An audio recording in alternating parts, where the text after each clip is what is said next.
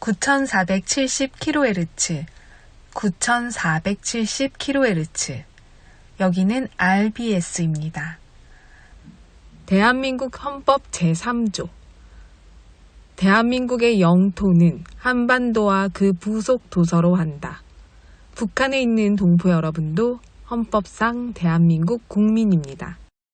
2026년 새해에는 북한을 포함한 모든 공산주의 이념에 동조하는 세력들이 무너지고 자유를 누리는 해가 되기를 소망합니다.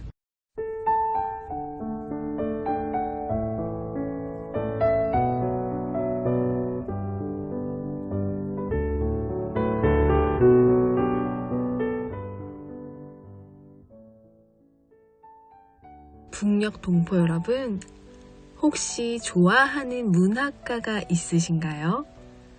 저는 있습니다. 제가 좋아하는 문학가는 윤동주 시인입니다. 민족적 저항 시인 윤동주는 강인한 의지와 부드러운 서정을 지닌 시인으로 평가되며 1986년 한국에서 20대 젊은이들이 가장 좋아하는 시인으로 선정되었습니다. 그러니까 지금은 50대가 되어가는 분들에게 가장 인기가 있었던 시인이네요. 북한에서는 일제 말기 독립의식을 고취한 애국적 시인으로 평가되고 있다고 하는데요. 그러고 보니 북녘에서 오신 분들도 안다는 이야기들을 많이 들었던 것 같습니다.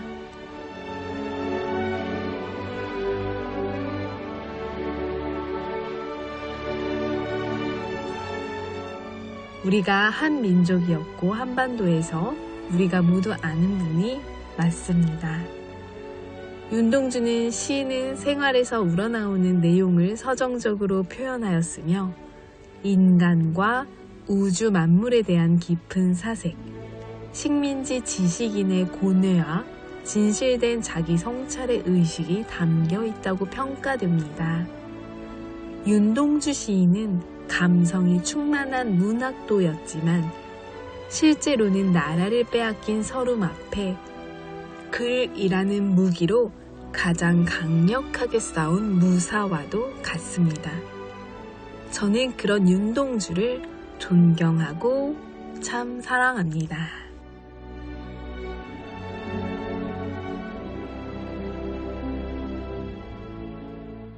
윤동주 한 사람의 영향력은 풍요로운 대한민국을 되찾아주는 힘이 되었고, 또한 윤동주를 비롯한 수많은 우리의 독립운동가들과 애국 선열들이 우리 후손이 풍요롭게 살아가도록 번영하게 해준 대한민국을 누리는 사람이 바로 우리였기 때문입니다. 오늘 윤동주 시 낭독으로 RBS 시작할게요. 윤동주 새로운 길.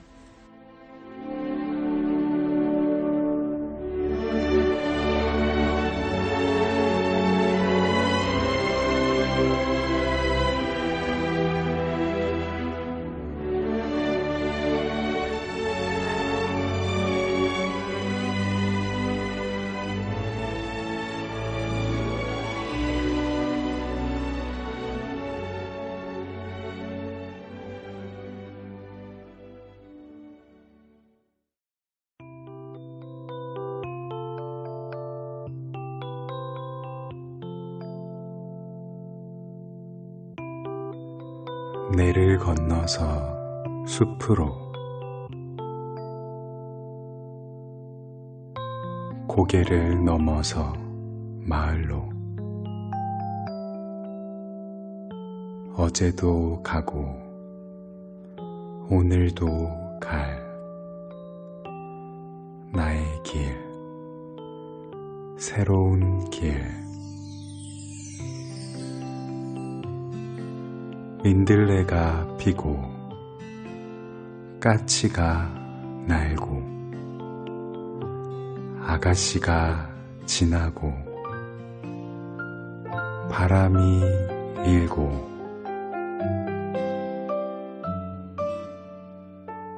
나의 길은 언제나 새로운 길. 오늘도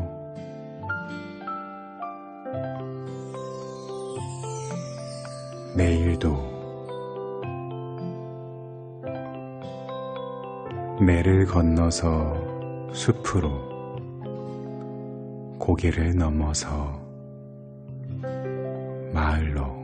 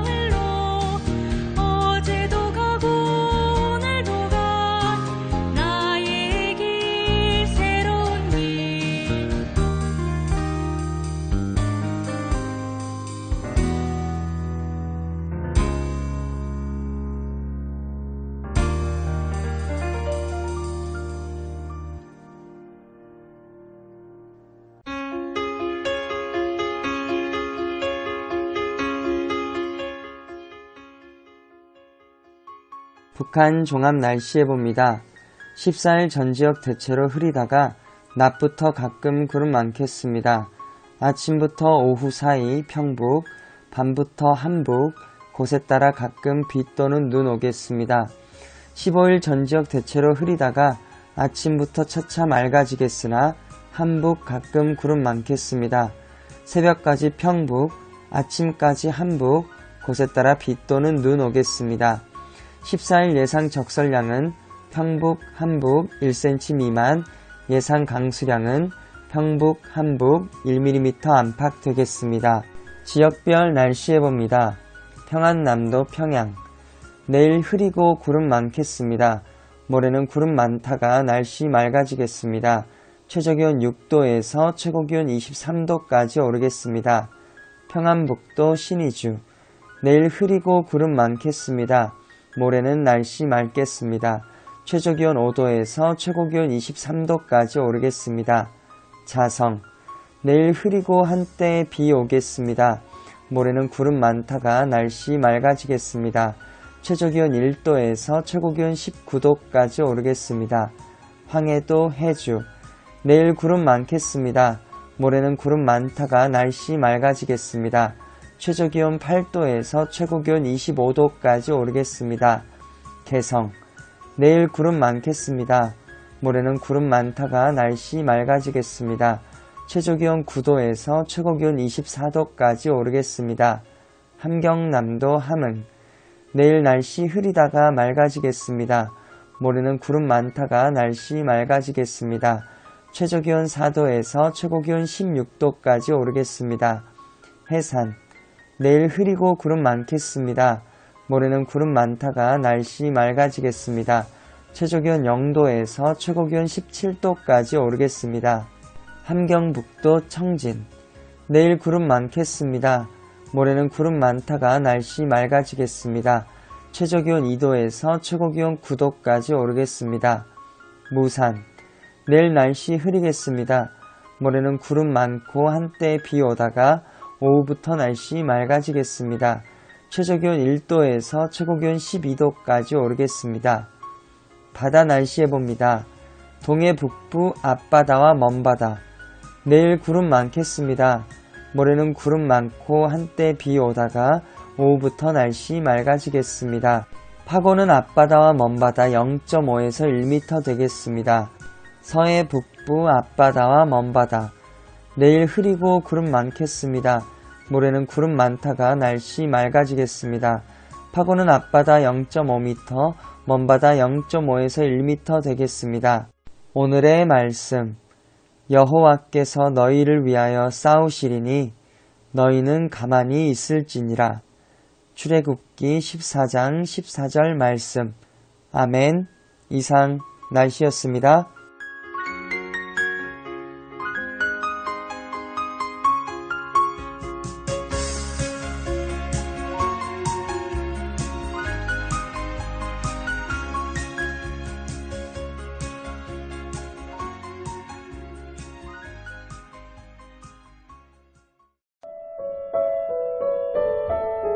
여기는 RBS 부흥복음통일 방송입니다.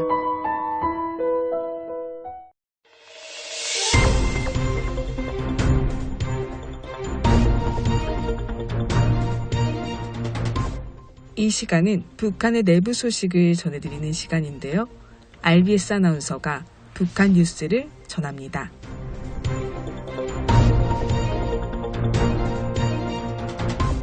북한 뉴스 첫 번째 소식입니다. 북한이 제9차 당대회 이후 지방 당 조직이 중앙에 보고하는 문건에 대해 전례 없이 강도 높은 검열을 실시하고 있는 것으로 전해졌습니다.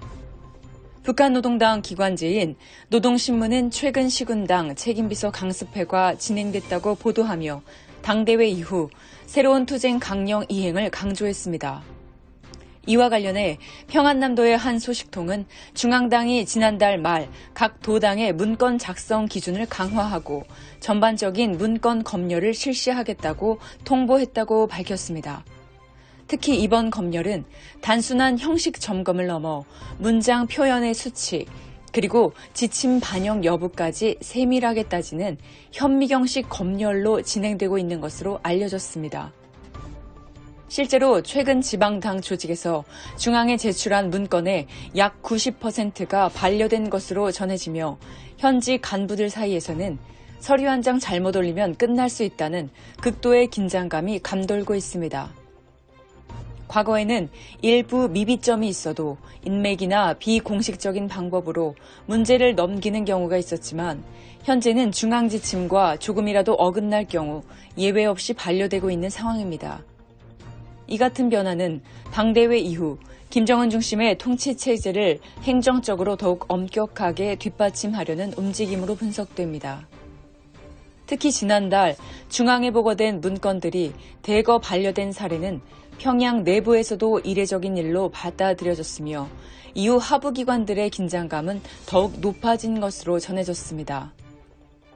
문건이 반려될 경우 해당 간부는 즉시 무능력자나 사상적으로 문제가 있는 인물로 낙인 찍힐 수 있으며 직위 해제나 혁명화 조치로 이어질 가능성도 있는 것으로 알려졌습니다.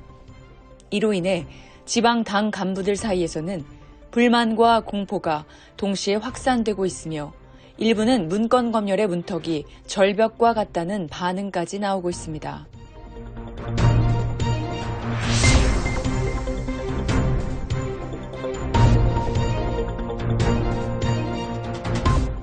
두 번째 소식입니다. 북중 관계의 회복 조짐이 나타나면서 중국 내 탈북민들 사이에서 강제 북송에 대한 공포가 다시 확산되고 있는 것으로 전해졌습니다. 베이징과 평양을 잇는 국제열차 운행에 이어 항공편까지 재개되며 북중 간 인적 교류가 본격화되는 분위기가 감지되고 있습니다. 하지만 이러한 변화는 중국에 거주 중인 탈북민들에게 북송 체계 복원의 신호로 받아들여지며 불안감을 키우고 있습니다. 현지 소식통에 따르면 최근 탈북민들 사이에서는 북중 관계가 이전보다 더 가까워지고 있다는 소문이 퍼지면서 언제든 강제 북송될 수 있다는 두려움이 빠르게 확산되고 있습니다. 특히 과거처럼 공안에 체포될 경우 짧은 구금 이후 신속한 북송되는 상황이 재현될 수 있다는 우려가 커지고 있습니다. 이전에는 구금 기간이 길어질 경우 가족이나 지인을 통해 대응할 여지가 있었지만 북송 절차가 빨라질 경우 사실상 이를 피하기 어려워진다는 것입니다. 중국 지린성에 거주 중인 한 탈북민은 최근 중국인들 사이에서 북한 여행 가능성에 대한 기대가 커지고 있다며 자신은 갈 수 없는 현실에 큰 괴리감을 느낀다고 토로했습니다. 또 다른 탈북민 역시 한국행을 고민하고 있지만 과거 체포 경험으로 인해 쉽게 결정을 내리지 못하고 있으며 남아있자니 북송에 대한 불안이 커지고 있다고 밝혔습니다. 이처럼 중국 내 탈북민들에게 북중 관계의 회복은 단순한 외교 변화가 아닌 생존과 직결된 위협으로 받아들여지고 있습니다. 현재 이들은 불법 체류자 신분으로 별다른 보호장치 없이 살아가고 있어 관계가 가까워질수록 오히려 신변안전이 더욱 위협받을 수 있다는 지적입니다.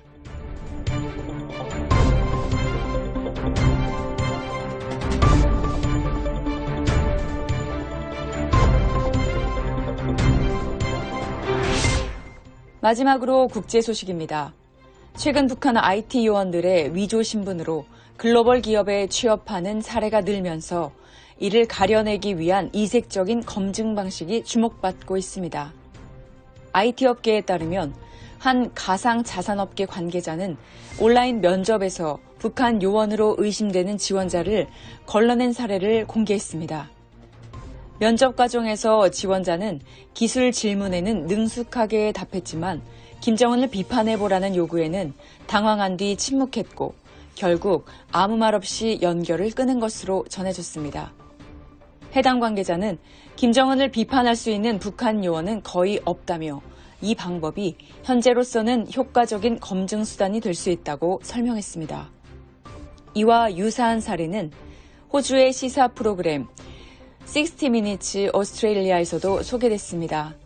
제작진이 진행한 가상 면접에서 한 지원자는 해외 거주 경력을 주장했지만 기본적인 지역 정보에도 답하지 못해 의심을 샀습니다. 전문가들은 이러한 위장 취업이 개인 차원을 넘어 조직적으로 이루어지고 있는 것으로 보고 있습니다. 실제로 미국 법무부는 북한 연계 IT 인력들이 수년간 수백 개 기업에 침투해 수십억 원대 수익을 올렸으며 이 자금이 북한 정권으로 흘러 들어가는 것으로 파악하고 있습니다. 또 영국 언론은 북한 공작원들이 인공지능 기술까지 활용해 신분을 위장하고 유럽 기업의 재택 근무자로 취업하는 사례도 보고된 바 있습니다. 지금까지 RBS 뉴스를 전해드렸습니다.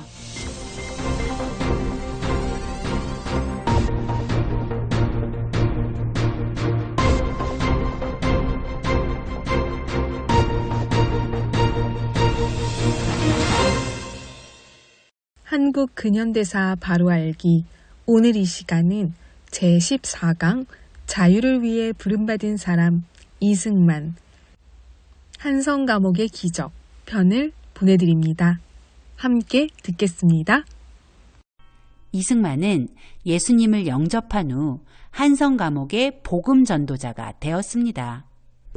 그는 회심한 후 매일 성경을 읽었는데 언제부터인가는 아주 큰 소리로 온 감옥이 다 듣도록 성경을 읽었다고 합니다.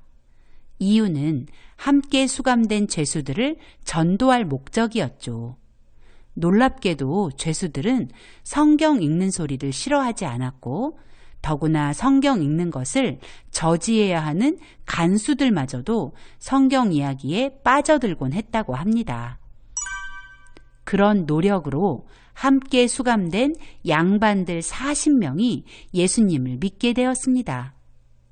조선에서 한 번에 40명이나 되는 양반이 복음을 듣고 구원받게 된 것은 전에 없던 놀라운 일이었죠. 그 양반 중 여럿이 장차 기독교계의 지도자, 그리고 대한민국 건국의 아버지들이 된다는 사실. 하나님의 계획은 이렇게 정확하고 치밀하게 진행되고 있었습니다. 1902년 9월, 콜레라가 대한제국을 휩쓸었습니다. 전국적으로 2만 3천여 명이 콜레라로 목숨을 잃었죠. 한성 감옥도 예외는 아니었고, 한성 감옥에 콜레라 환자가 발생하고 4, 5일 만에 60여 명이 사망할 만큼 위기의 상황이었죠.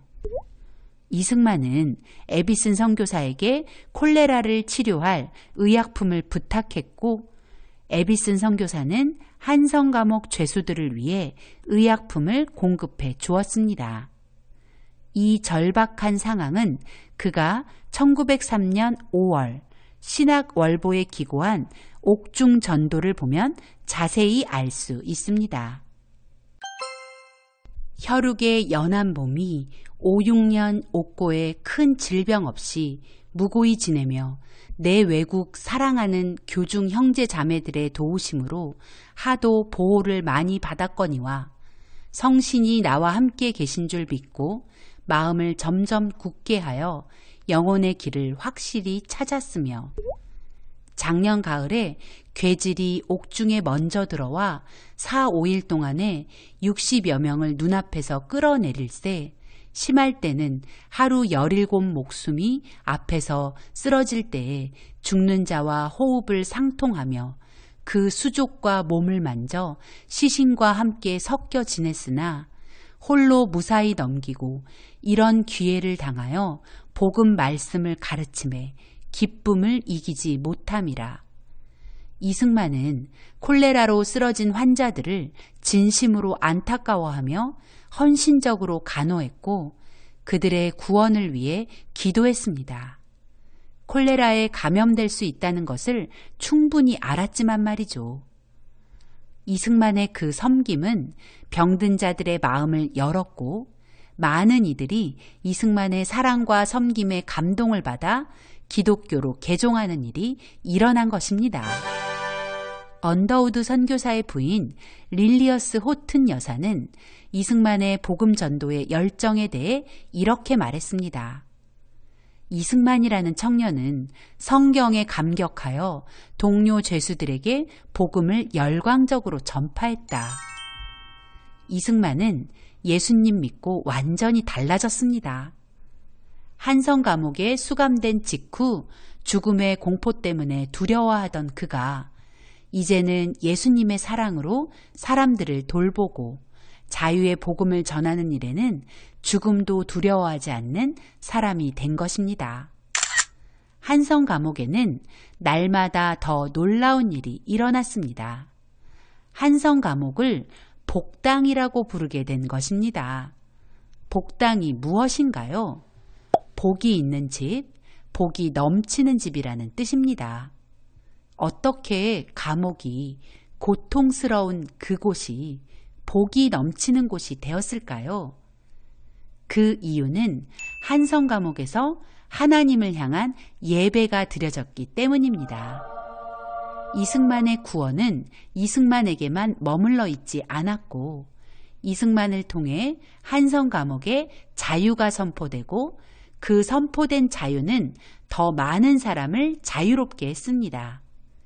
그리고 자유를 선물 받은 이들은 하나님을 예배하는 거룩한 성도가 되었고 이제 그들은 거룩한 국민이 되는 것이죠. 잠시 이승만의 기록을 살펴볼까요? 이 이야기의 가장 고무적인 부분은 예수가 다른 사람들의 구원을 위해 자신의 생명을 저버린 데 있다. 어두운 감방 안에서 일부 죄수들은 죽음의 시간을 고통스럽게 기다리고 있었고, 어떤 자들은 교수대로 끌려갔고, 또 다른 이들은 마치 사탄 자신이 영원히 옥자에서 군림하고 있는 듯 희망의 빗줄기라고는 하나도 없이 끝없이 고통받고 있었다.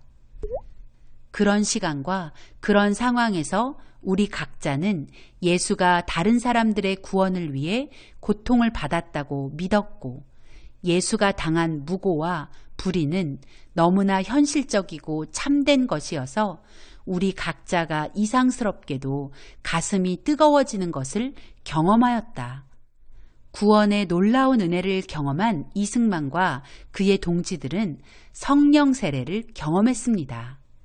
성령님께서 그 사람들 가운데 충만하게 임재하시니 찬송가의 한 소절처럼 주 예수와 동행하니 그 어디나 하늘나라, 이런 놀라운 변화가 일어난 것입니다. 인생의 목적이 바뀌는 순간이었죠. 그렇게 이승만과 그의 동지들은 어떤 상황에서도 물러서지 않은 용사들이 되어가는 중이었습니다. 북녘동포 여러분, 주님 안에서 정말 많이 사랑합니다. 저는 수요일 밤 11시에 찾아올게요. 서울에서 방한나였습니다. 때로는 너의 앞에